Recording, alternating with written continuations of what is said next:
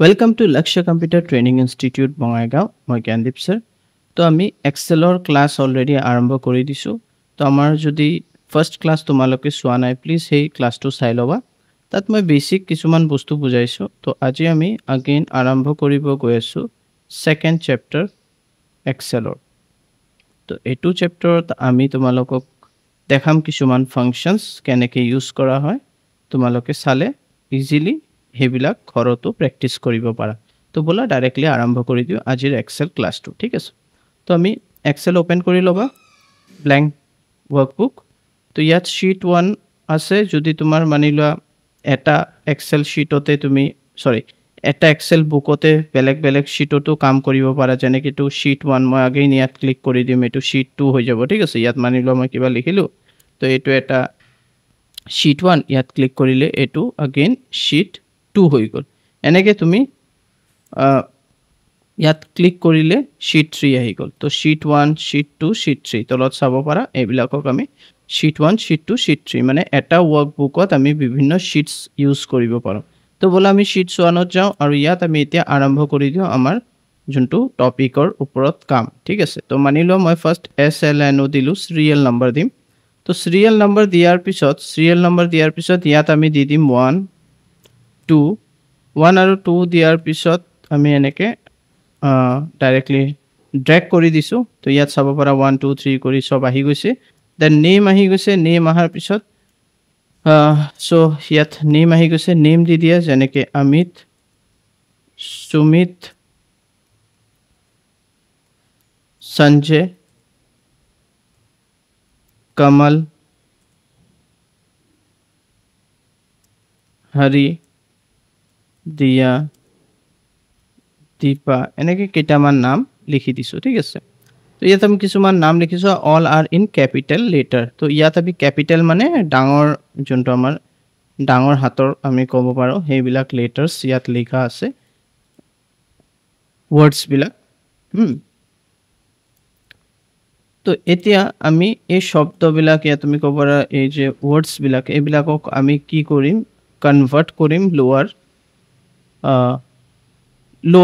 লোৱাৰ কেছত আমি কনভাৰ্ট কৰিম। তো ইয়াত মই লোৱাৰ ওপৰত হেডিং এটা দি দিলো, ইয়াত ইকুৱেল দিম, দেন লোৱাৰ লিখিবা। লোৱাৰ লিখাৰ পিছত ব্ৰেকেট দিবা, দেন তুমি অমিত যোনটো ক্যাপিটালত আছে এটো সিলেক্ট কৰি ব্ৰেকেট ক্লোজ, এন্টাৰ প্ৰেছ কৰিবা। চাব পাৰা অমিত স্মল হৈ গ'ল। এতিয়া তুমি মানি লোৱা 200-300টা ষ্টুডেন্টৰ ইনফৰমেশন আছে, গোটেইবিলাককে স্মলত কৰিব লাগে। সো তুমি সিম্পলি কি কৰিবা, এটো ড্ৰেগ কৰি দিবা। এনেকে ড্ৰেগ কৰি দিলে গোটেইবিলাক হৈ যাব। সো ইয়াত এটো অপশন আছে, এই ধৰণৰ আমাৰ সুবিধা আছে যে আমি এটা অনলি ফৰ্মুলা ইউজ কৰিম এটাত, আৰু বাদ বাকি আমি অটোমেটিকলি কৰি ল'ব পাৰিম তাতে, ঠিক আছে। তো তুমি এবাৰ ফৰ্মুলাটো ইউজ কৰিবা আৰু বাদ বাকি যিমান তোমাৰ ওয়াৰ্ডস আছে या অ্যালফাবেটস আছে, ঠিক আছে, গোটেইবিলাককো তুমি আৰামছে কনভাৰ্ট কৰি ল'ব পাৰিবা লোৱাৰ কেছত। তো তেনেকে আপাৰ যেনেকে মই লিখিলো তেনেকে ইকুৱেল আপাৰ লিখিলা, ব্ৰেকেট দিলা, দেন তুমি সিলেক্ট কৰিবা লোৱাৰ টু, কেলে কি আপাৰ তো অলৰেডি ইয়াত আছে। তো আমি লোৱাৰ টু সিলেক্ট কৰি ব্ৰেকেট ক্লোজ, এন্টাৰ প্ৰেছ কৰিম। তো এইটো আগেন তোমাৰ আপাৰ হৈ গ'ল, চাব পাৰা। এন্ড ড্ৰেগ কৰি দিবা, গোটেইবিলাক আপাৰ হৈ গ'ল। মানে তুমি ফৰ্মুলা এবাৰ ইউজ কৰিলে হ'ল, বাদ বাকি তুমি ড্ৰেগ এন্ড ড্ৰপ কৰিব লাগে। তো এক্সেলত এইটো খুব ভাল এটা সুবিধা যে তোমাৰ বাৰ বাৰ সেম ফৰ্মুলা ইউজ কৰিব নালাগে, ঠিক আছে। তো এই ধৰণৰ মানে এফিচিয়েন্সি আছে, মানে সোনকালে তুমি কামবিলাক কৰিব পাৰিবা। তো আমি যেনেকে নেম লোৱাৰ আপাৰ লিখিলো, দেন লোৱাৰ আপাৰ, দেন আমি প্ৰপাৰ।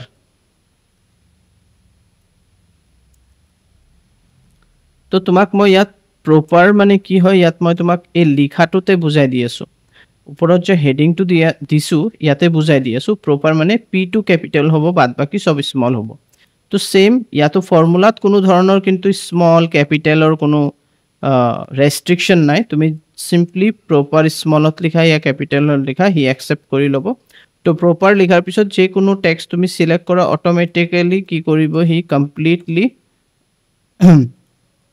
তোমাৰ আহি গ'ল। চোৱা প্ৰথমটো ক্যাপিটাল, বাদ বাকি স্মল, ঠিক আছে। তো ইয়াত লোৱাৰ আপাৰ প্ৰপাৰ আহি গ'ল। দেন লোৱাৰ আপাৰ প্ৰপাৰ দেন আমি উলাম এতিয়া লেংথ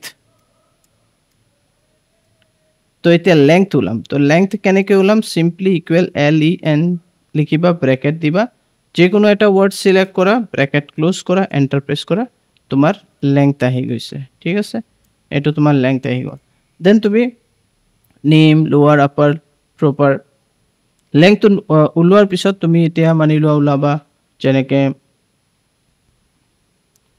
তুমি উলাবা লেফট মানে হল লেফট সাইডৰ পা কেটা ক্যাৰেক্টাৰ তোমাৰ লাগে তো ইকুয়াল দিলা left লেফট ব্ৰ্যাকেট দিলা ব্ৰ্যাকেট দিয়াৰ পিছত অমিতক সিলেক্ট কৰিলা এই ওয়াৰ্ডটো আৰু কমা দিয়াৰ পিছত মানে b2 মানে এই সেলৰ নাম ঠিক আছে এইবিলাকো তোমালোকে অলপ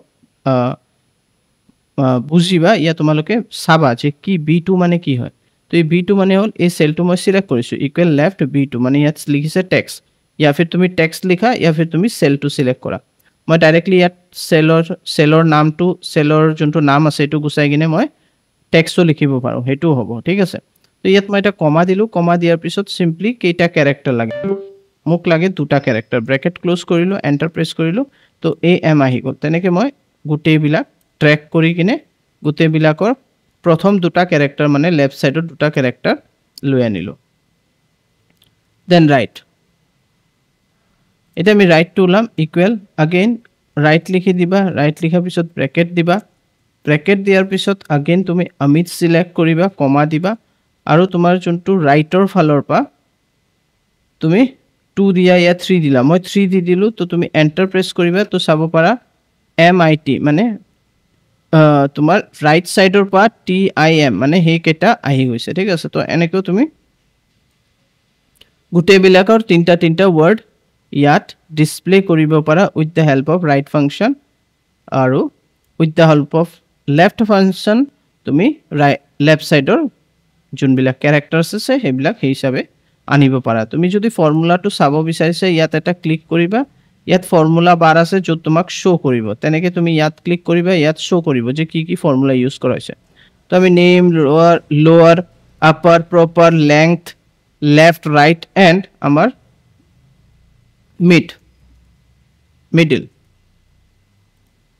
equal mid mid লিখিলো ব্ৰ্যাকেট দিলো দেন ইয়াত আমি টেক্সট টু সিলেক্ট কৰিম আৰু মিডলৰ ক্যাৰেক্টাৰ লাগে তো প্ৰথমত লিখিছে টেক্সট সিলেক্ট কৰা তাৰ পিছত স্টাৰ্ট নাম্বাৰ মানে কোনটো নাম্বাৰৰ পা তুমি ভ্যালু স্টাৰ্ট কৰিব বিচাৰিছা ইয়া ক্যাৰেক্টাৰ টু শো কৰিব বিচাৰিছা মানিলো m ৰ পা তো মই দি দিলো 2 কেলে কি a যদি 1 হয় m হ'ব 2 দেন তোমাৰ সেকেন্ড থার্ড টু হ'ব 3 দেন T2 হবো 4 তো তুমি দিলা যে m or পা স্টার্ট হবো কেইটা ক্যারেক্টার লাগে মানিলো দুটা লাগে তো কি হবো m আৰু i এ দুটা ক্যাৰেক্টাৰ তোমাৰ ইয়াত শো কৰিব তুমি ইয়াত চাব পাৰা m আৰু i ইয়াত শো কৰিছে দেন ড্ৰ্যাগ কৰিলা আহি গল তো ড্ৰ্যাগ কৰা সিস্টেমটো মই তোমালোকক अगेन দেখাই দিও কেনেকে কি কৰা হয় ড্ৰ্যাগিং সিস্টেমটো হল যেতিয়া তুমি এটা ফৰ্মুলা দি ভ্যালুটো আনিলা এই সিম্বলটো হ'ব লাগিব a প্লাস এটো এটা বেলেগ প্লাস এটো এটা বেলেগ প্লাস ঠিক আছে সো a প্লাস টু যেতিয়া লকে নাহে তেতিয়া লকে তুমি ড্র্যাগ কৰিলে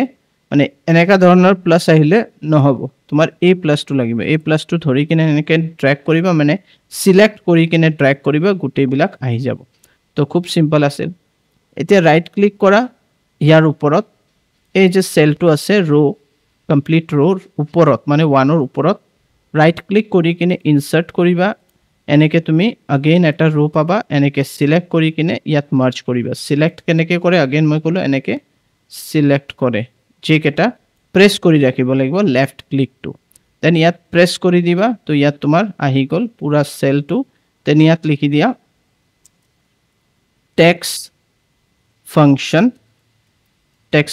লিখি দিলা বাস এতিয়া তুমি সিম্পলি সিলেক্ট কৰি কিনে অলপ ডাঙৰ কৰিব পাৰা বোল্ড কৰিব পাৰা বেলেগ এটা লাইট কালাৰ দিব পাৰা হেডিংস বিলাকক বোল্ড কৰিব পাৰা বেলেগ কালাৰ দিব পাৰা ঠিক আছে তো আই থিংক তোমালোকে এই টেক্সট ফাংশনটো বুজি পাইছা দেন লাস্ট ক্লাছতো মই কৈছিলো যদি মই ইকুৱেল নাও লিখো এন্ড এন্টাৰ প্ৰেছ কৰো মই ডেট এন্ড টাইম পাম আৰু যদি মই ইকুৱেল টুডে লিখো তেতিয়া হলে মই অনলি ডেট পাম ইয়াত তুমি ডেট পাই গৈছা তো এই দুটা এই কেটা বস্তু ইম্পৰ্টেন্ট হয় তোমালোকে ঘৰত কৰি চাব পাৰা হা আৰু এটা মই সাগে পাহৰি গৈছো হেতু হল ৰিপিটটো পাহৰি গৈছোঁ, তো ৰিপিটো দেখাই দিওঁ। ইকুৱেল দিবা REPT, ৰিপিট লিখিবা, ৰিপিট এণ্ড ব্ৰেকেট টেক্স আছে, টেক্স চিলেক্ট কৰিবা, দেন তুমি কেইবাৰ ৰিপিট কৰিব পাৰিছা, how many times, 2 times 3 time, মই 3 বাৰ দিলোঁ, 3 বাৰ দিয়াৰ পিছত 3 বাৰ ৰিপিট হৈ গ'ল। তো ইয়াত চাব পাৰা আমাৰ চেলত 3 বাৰ অমিত আহি গৈছে। তো এতিয়া আমাৰ ৰিপিট আহি গ'ল। ৰিপিটৰ পিছত আৰু কি দেখাব পাৰোঁ, যেনেকৈ ৰিপ্লেচ। তো আমি ৰিপ্লেচ দেখাই দিওঁ, তো ইকুৱেল ৰিপ্লেচ চিলেক্ট কৰিলোঁ, ৰিপ্লেচ চিলেক্ট কৰাৰ পিছত ইয়াত অল্ড টেক্স, তো যেনেকৈ অমিত আছে, তো অমিতক আমি চিলেক্ট কৰিম, ঠিক আছে, starting number end number of character new text. তো কেইটা কেৰেক্টাৰ, প্ৰথমতো অল্ড টেক্স আমি চিলেক্ট কৰিলোঁ, টেক্সটো ঠিক আছে, কমা দিলা, দেন তুমি ইয়াত ষ্টাৰ্টিং নাম্বাৰ, ঠিক আছে, ষ্টাৰ্টিং নাম্বাৰ কোনটো নাম্বাৰৰ পৰা চেঞ্জ, মানি লোৱা 1ৰ পৰা চেঞ্জ কৰিবা, এইটো দিলোঁ, কমা দিলোঁ, দেন নাম্বাৰ অফ কেৰেক্টাৰ, কেইটা কেৰেক্টাৰ চেঞ্জ কৰিবা, মানি লোৱা তুমি ইয়াত দি দিলা 2টা, মানে 2টা কেৰেক্টাৰ তুমি চেঞ্জ কৰিবা, তো 2টাৰ বদলি বেলেগ নিউ টেক্সট কি দিবা, তো মানি লোৱা মই ইয়াত দি দিলোঁ